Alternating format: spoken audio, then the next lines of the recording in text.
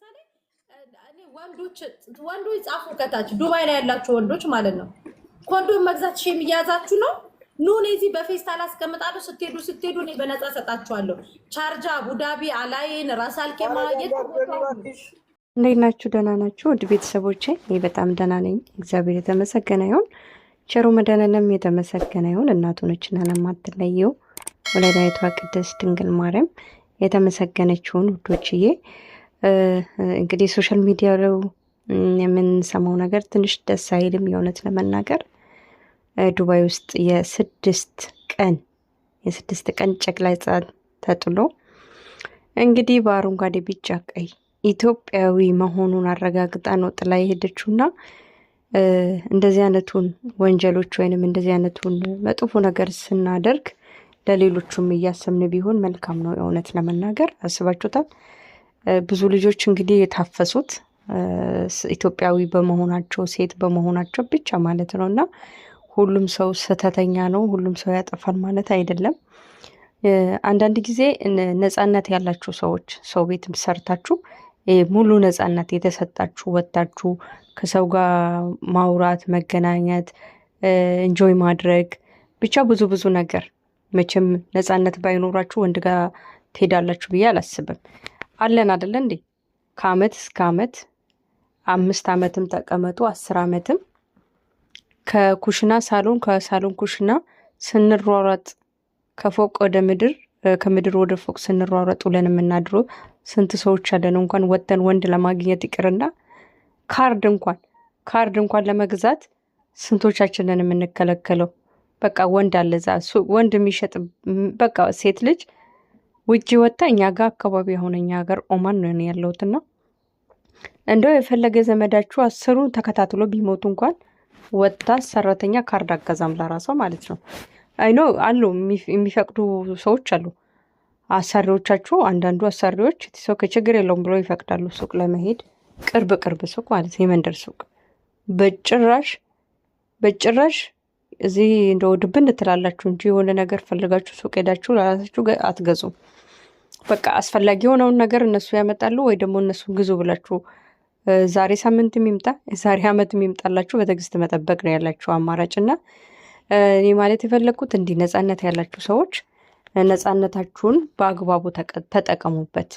አሁን እንግዲህ እሷ ወልዳ የ6 ቀን እንዲህ አንጀትሽ እንዲቻለ በመድኃኔዓለም ስንቱ ልጅ በሰጠኝ ስንቱ ልጅ በኖረኝ ብሎ በሚመኝበት ጊዜ ወልደሽ እግዚአብሔር በሰላም ፈቶሽ ከእስርሽ ደግሞ እንደዚህ ልጅ መጣል ከባድ ነው። የእውነት ለአእምሮም ከባድ ነው። እኔ እንዴት ተረጋግተሽ ነው የምትኖሪው? በእናትሽ እንዴት ሆድሽ ቻለልሽ? በአንቺ ምክንያት ስንቱ ኢትዮጵያውያኖች ይሰደባሉ። በቃ ሀገርም እናሰድባለን። ርቦን ቸግሮን ለለውጥ መተን ሰርተን ነገ የተሻለ ኢትዮጵያ ውስጥ እኮ ወንድ ጠፍቶ አይደለም፣ የምንወድ ሰው ጠፍቶ የሚያገባ ሰው ጠፍቶ አይደለም አይደለ? ዱባይ የምንሄደው ሌላ አረብ ሀገራት የምንሄደው የወንድ ችግር ኖሮብን አይደለም። እኛ ኢትዮጵያኖች የገንዘብ ችግር ኖሮብን ነው እኛ ስደት የምንመጣውና ለእንግዲህ አስቢ፣ በአንቺ ምክንያት ስንት ልጆች ከእንጀራቸው ሳያውቁት አስባችሁታል?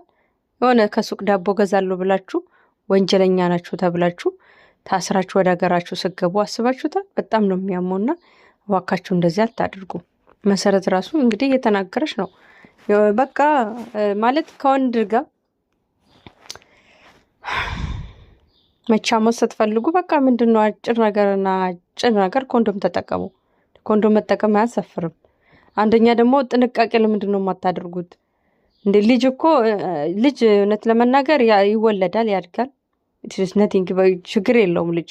ለምንድነው በሽታ የማትፈሩት? በሽታ መኖር እኔ እኮ አረብ ሀገር በሽታ የለም እንዴ? የምሬን ነው። ምን ሆናችሁ ነው ግን እንዴ? ልጅ ሁል ጊዜ ለምንድነው ልጅ የምንፈራው? ልጅ እንደ ትልቅ ነገር አይኖ ማሳደጉ ምኑ ሊከብዳችሁ ይችላል። ግን ደግሞ እኮ እስቲ ኢትዮጵያ ውስጥ ልጅ ወልዶ ምንም እኮ ዛሬ ወተት ገዝቶ ነገ እግዚአብሔር አቃል ተብሎ እኮ የሚታደግበት ሀገር ኢትዮጵያ አይታችኋል። እየሰራችሁ ከሆነ ልጅ ከወለዳችሁ እንደምንም ለምናችሁም ተጋግጣችሁም ወርቃችሁም ተነስታችሁም አሳድጉ። ልጅ አይጣልም። በሰማይም በምድርም ነው የምትጠየቂበት። አሁን እንደው አንቺ ልጅ የጣልሽው ሰላማዊ እንቅልፍ እንደው ጥለሽ እንኳን ሰላማዊ እንቅልፍ ትተኛለሽ? በህይወትሽ ደስተኛ ትሆኛለሽ? እንኳን ልጅን የሚያህል ነገር ተጥሎ ይቅርና ሰዎችን ስንዋሽ እንደው በቃ የሰዎችን ሀቅ ስንወስድ ምን ያህል አእምሯችን እንደሚቃወስ አታውቁም እንዴ? አእምሮ ያለው ሰው እኮ እንዴ እንትን ይላል። እና ልጃት ከወለዳችሁ አሳድጉ። ግዴታችሁ ነው። ወዳችሁ ሳይሆን ግዴታችሁ ነው። እስከወለዳችሁ ድረስ የማሳደግ ግዴታ አለባችሁ። በአንቺ ሰበብ እንግዲህ ስንቱ ኢትዮጵያኖች በቃ የአረብ ሀገር ለስራ የሄዱት ሰራተኛ ሁሉ የፀሐይ ብርሃን ማየት እንኳን ያልተፈቀደላት ጭምር ነው የምትሰደበው። ጎንበስ ብላ ተሰድባ ተረግጣ አልፎም ተመቶ የሚሰሩ አሉ። ይሄ ሁሉ ነው እንግዲህ አብረን የምንወቀጠውና እባካችሁ እኛ ከወንዶች ጋር ተኙ አትተኙ አይደለም፣ እሱ የራሳችሁ ፍላጎት ነው። ግን ወልዳችሁ ልጅ አትጣሉ በእናታችሁ። እንዴ ለእናንተም እኮ ጥሩ አይደለም። እንዲሁ ለሀገር ስምም ለራስ ክብርም እኮ ጭራሽ ደግሞ በአረንጓዴ ቢጫ ቀይ ኢትዮጵያ መሆኑን አረጋግተሽ ትጥያለሽ እንዴ? ኧረ ተው ተው፣ የምር ተው፣ እንደዛ አታድርጉ በእናታችሁ። እንዴ እኔ አሁን እኔ እንግዲህ አረቦች ስንት ዓመት ነው እነሱ ጋር የሰራሁትና በቀደም ለታ ከእንቅልፌ አርፍጄ ተነሳው። አርፍጄ ስነሳ ምን እንዳሉ ታውቃላችሁ? እነሱ ስራቸው ብቻ እንዲከበርላችሁ ነው የሚፈልጉት። በቃ ጸባይሽ ተቀይሯል። አርፍጄ ስለተነሳው ብቻ ማለት ነው። በቃ ሰዓታችሁን አክብራችሁ። እንቅልፍ መቼም ሞትና እንቅልፍ አንድ ነው ይባላል። አንዳንዴ ድካም ሲመጣ ሰዓታችሁን አርፍዳችሁ ትነሳላችሁ። አረቦች እንደዚህ የለም። ደክሟታል፣ አሟታል፣ ወቅቷታል፣ ከፍቶታል የሚባል የለም። ስራና ስራ ብቻ ነው። እናንተ ደግሞ ቢያንስ ወጣችሁ እረፍት የምታደርጉበት እንኳን ሰዓት አላችሁ። እረፍታችሁን ደግሞ በአግባቡ ተጠቀሙ። በዛ ላይ ደግሞ ጓደኛ ስትይዙ፣ ፍቅረኛ ስትይዙ እንዴት ምን አይነት ድፍረት ምን አይነት ብትደፋፈሩ ምን ያህል ከአረቦቹ ጋር ብትናናቁ ነው ወንድ ልጅ ቤት ድረስ የምታመጡት? ጭራሽ የአሰሪዎቻችሁ አልጋ ላይ ወንድ ልጅ ማስተኛት ማለት ኧረ በስመ አብ እመቤቴን ነው የምለው። እዚህ ቤት ውሃ ሲበላሽ፣ ቧንቧ ሲበላሽ፣ ማብራት ሲበላሽ ወንድ ይመጣል።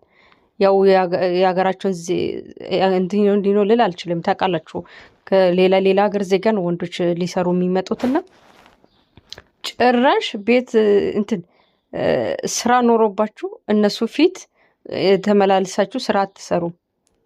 እንኳን የነሱ ሴቶች ሰራተኛ ማለት ነው ፊት ለፊታችሁ አትሄድም። እኔ አንዳንድ ጊዜ ልጆቹ በጣም ሲቆጡና ሲገላምጡኝ እየተምታታባቸው ነው እንዴ ምናምን እኔ ቤት ሰራተኛ ነኝ፣ ምስቱ አይደለም። ምንድን ነው የሚገለብጠኝ? በጣም ነው የሚገላምጡት ማለት ነው። ሂጂ ግቢ ታዩ፣ ሂጂ ግቢ ነው የሚሉት። ስራ እየሰራው ያው ስራ ካልተሰራ ከባድ ነው። በኋላም እናንተን ነው ቁጭ ብሎ የሚጠብቀው። ምሳም ከረፈደባችሁ፣ ጽዳትም ከረፈደባችሁ በኋላ ላይ ከረፍታችሁን ትታችሁ ነው ስራውን የምትሰሩት ማለት ነው። እና በጣም ነው የሚገላመጡት፣ በጣም ነው የሚቆጡት። እኔ ራሴ ጥያቄ ነው የሚሆንብኝ እና አንዳንድ ጊዜ እንደው ጠየቅኩት ሰውየውም ማለት ነው ለምንድን ነው እኔ ስራዬ ነው የምሰራው እሱም ስራውን ነው የምሰራው ስል አንቺ የምታስቢውና ወንዶች የሚያስቡት ሰማይና ምድር ነው አለኝ። ምክንያቱም አንቺ ስራ ላይ ያለሽ ከኋላ የሆነ ነገር ቢያደርግሽ አስገድዶ ቢደፍርሽስ ብቻ ብዙ ነገር ነው። ጀስት ያው እነሱ ቤት ውስጥ ስላሉ ግን እነሱም እንደዛ አይነቱ ጥጋብ አይሰማቸውም እንኳን ወንዶቹ ራሱ ማለት ነው። እኛ ሴቶቹ ደግሞ እንዴት ነው ጥጋብ እንደዚህ ተሰምቶን አሰሪዎቻችን ሌላ ቦታ ሄዱ ተብሎ ወንድ ቤት ተጠርቶ እንዴ! ኧረ በስመ አብ ከባድ ነው። ቤት ውስጥ ስንቱ ነው ተገዶ የሚደፈረው፣ ስንቱ ነው ደሞዝ እያጣ፣ ስንቱ ነው እየተራበ ምሰራ፣ ስንቱ ነው ብዙ ነገር እየደረሰበት ያለ።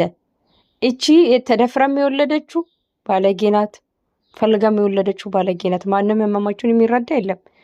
ሆኖ ግን ደግሞ ተጠንቀቁ። እንደዚህ ነፃነት ያላችሁ ሰዎች ለምንድን ነው ዝርክረካም የምትሆኑት? ነፃነታችሁን መዝናናት ካማራችሁ በስነ ስርዓቱ ተዝናኑ። እናንተንም ክብራችሁንም ሀገርንም በማይነካ ሌላ ሰውም እንጀራው በማይዘጋ መንገድ የምሬ ነው። እናንተ ሰው ቤት የምትሰሩ ሰዎች ከዛ ቤት በቃ በፍቅር ማለት አሁን ወደ ኢትዮጵያ ልገባ እያሰብኩ ነው። ለገባ ሳስብ በጣም ነው የምጠነቀቀው። ምንም ነገር እንዳላጠፋ በጣም ነው የምጠነቀቀው በሰላም ለመሄድ። የኔ ሰላም ብቻ አስጨንቆኝ እንዳይመስላችሁ። እኔ ብዙ አመታት ሰርቼ እነሱ ታውቃላችሁ፣ ብዙ አመትን ብትሰሩ ትንሽ ጥፋት ካለባችሁ ጥፋቱ ነው ጎልቶ የሚታየው እንጂ የእናንተ ጎበዝ መሆን፣ ደግ መሆን፣ ለእነሱ ጥሩ ማሰብ፣ ጥሩ ማድረግ አይታያቸውም ጥፋት ስታጠፉና እነሱ ያሉ ብቻ ነው በቃ እነሱ ያሉትን ነገር መቀበል ነው። እና በጣም ጥንቁቅ ነው መሆን የምፈልገው። ልክ ወደ ሀገር ቤት ስገባ በምናገረው ቃላቶች ራሱ እንደ በፊቱ ዝም ብዬ ያልሆነ ቀልድ ራሱ አልቀልድም። ምክንያቱም ነገ ላይ የምትመጣ ሰራተኛ እንድትወቀት እንድትረገጥ አልፈልግም፣ በእኔ ምክንያት ማለት ነው። ያለፈችው ሰራተኛ እንዲያርጋ አንቺም እንዲህ ነሽ እንድትባል አልፈልግም። ምክንያቱም እኔ ከዚህ በፊት እዚህ ቤት የመጣችው ሰራተኛ ባለመታመኗ እኔ ኢትዮጵያ ሄጄ እመጣለሁ ስራ እሰራለሁ ብላ አምኑኝም፣ አትመጭም ነው የሚሉኝ። ስለዚህ ብራችንን ትኬት ቆርጠን ብራችንን አናከስርም፣ ትኬት ራስሽ ቆርጠሽ ነይና እርግጠኛ መሆኑ ስናክ ብሩን እንከፍልሻለን ነው የሚሉት። አስቡ፣ ትኬቱ ቲስናቲንግ ችግር የለውም። ወረቀት ሲሰራ ደግሞ አስቡ ስንት ብር እንደሚሆን። በእኔ አቅም ደግሞ ወረቀት አሰርቼ አልችልም። ብችልም ያው ታውቃላችሁ ከባድ ነውና እሷ 2 አመት በጣም ጮጎራ ተቃጥሎ አናዷት። አናድዱም ማለት አይደለም ያናድዳሉ፣ ግን ጮጎራዋ ስለተላጠ እነሱን ጮጎራ ለማጣጣት የእሷን ንዴት ለማጣጣት ብላ 2 አመት ወረቀት አሰርታላቸው እመጣለሁ፣ ቤተሰቦችን ጠይቄ እመጣለሁ፣ 2 አመት መጥቼ እሰራለሁ ብላ ስልክ እንኳን ደውላ በሰላም ደርሻለሁ አላለቻቸውም። አንዳንድ ሰዎችም ምን አይነት ጭካኔ እንጃም የሆነች ምን አይነት ጭካኔ ቢኖርባቸው ነው። የምር እኔ ሞክራለሁ ግን አልችልም። ስንት አመት ሙሉ አብራችሁ ሰርታችሁ እንደው በሰላም ገብቻለሁ ደህና ናችሁ ብሎ እኮ አይደውልም። ኧረ ጭራሽ እነሱ ተለማምጦ ስልክ ፈልጎ ምናምን ደውለውላት ራሱ ለማንሳት ጥብረር የምትሉ ልጆች እንጃ። ለአረቦች አሽቃብጡ እያልኩኝ አይደለም፣ ግን ለምትሰሩ ነገር የእናንተ እህት፣ የእናንተ ዘመድ፣ የእናንተ ዜጋ፣ የሀገራችሁ ልጅ ርዋት ቸግሯት ቤተሰቦቿን ራሷን ለመለወጥ የምትመጣው ነች የምትቸገረው። ስለዚህ ምንም ጥፋት ለማጥፋት አትሞክሩ። ብትችሉ በቃ ራሳችሁን በቃ ትዕግስት ይኑሯችሁ። እውነት ጸልዩ። የምሬ ነው። ትዕግስት በጣም ፍሬዋ መጨረሻ ላይ ጣፋጭ ነው። ትዕግስት ቀላል ነገር እንዳይመስላችሁ እና ስራችሁን ወዳችሁ ፈቅዳችሁ ስሩ። የተገዳችሁ አትስሩ። ደግሞ የምሬ ነው እና ከባድ ነው። እኔ እንደ አሁን እንግዲህ የ6 ቀን ህፃን ልጅ መጣል ማለት አስቡ።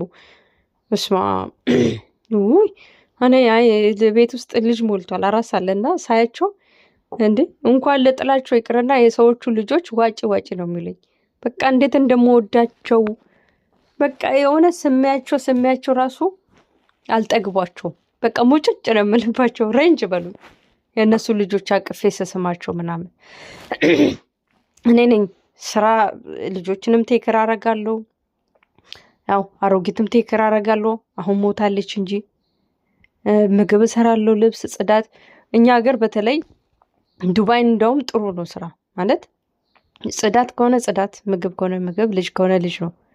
እዚህ ኦማን ግን እንደዚህ አይነት እንቆቆልሽ የለም። ምናልባት እንደው ደህና ኑሮ ያላቸው ሰዎች 2 ሰራተኛ ሊቀጥሩ ይችላሉ። ከዛ በዘለለን እኛ ጋር 1 ሰራተኛ ነው የምትፈጋው። ለዛውም የሚሰራውና የሚከፈለላት ደሞዝ አይመጣጠንም። ምስጋናም የለንም እኛ ሰራተኞች ታውቃላችሁ። እንደፈለግን ብንሰራም ምስጋና የለም። ግን እግዚአብሔር ይመስገን